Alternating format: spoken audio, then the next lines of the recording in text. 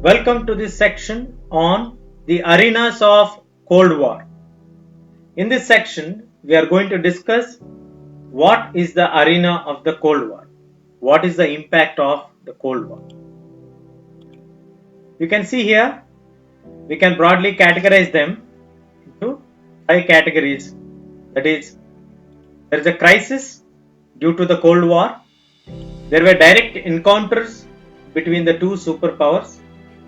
Key mediatory roles which were played by the non-superpower bloc aligned nations or non-aligned group, collaboration, and few significant agreements which were signed during this period due to the Cold War. Let us see first how it brought crisis and war issues. The first scenario, the arena of the Cold War refers to the areas where crisis and war occurred or threatened to occur. It is a situation where it was a conflict which was a very crucial situation where there is a chance of occurring a war. There was a threat, and that occurred between the alliance system, but we need to underline this point and remember very carefully. It did not cross certain limit. Why it did not cross certain limit? As we learned in the previous section, there is a logic called the logic of deterrence. What is this logic of deterrence? The logic of deterrence means that both the powers or both the parties which are in conflict knows that each of them can destroy each other and there can be a huge damage. Both are equal powers. So using that logical deterrence, there was a situation where there was crisis. It led to occurrence of war, but it did not cross certain limits. The Cold War was also responsible for several shooting wars which happened during that period. So it was a reason for crisis and war.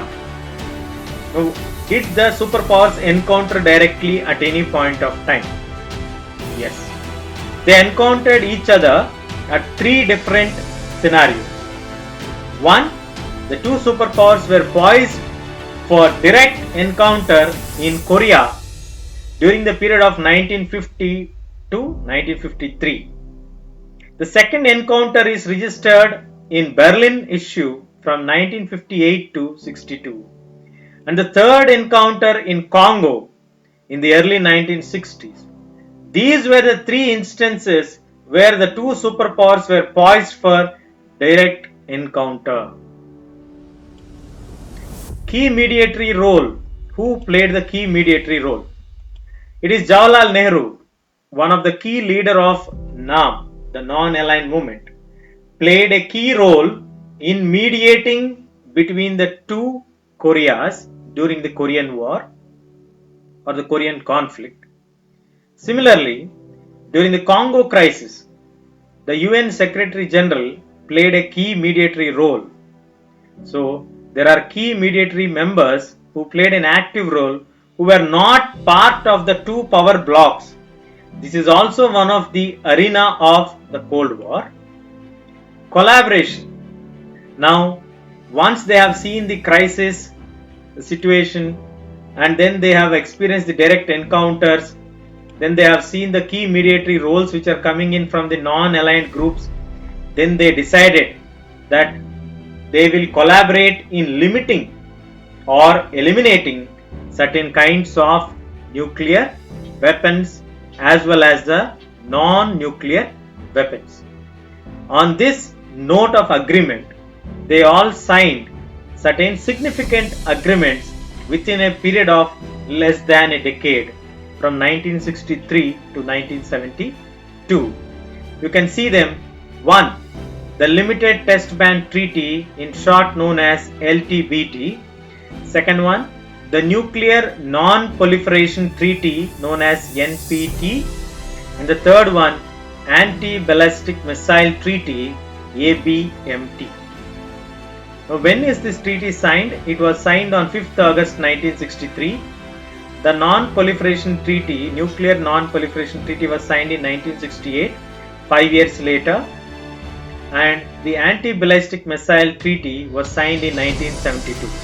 So between 1963 to 1972, they signed 3 significant agreements between the US and the USSR. So let us see the whole picture once. What is the arena? What is the impact of the Cold War? What has the Cold War brought to us?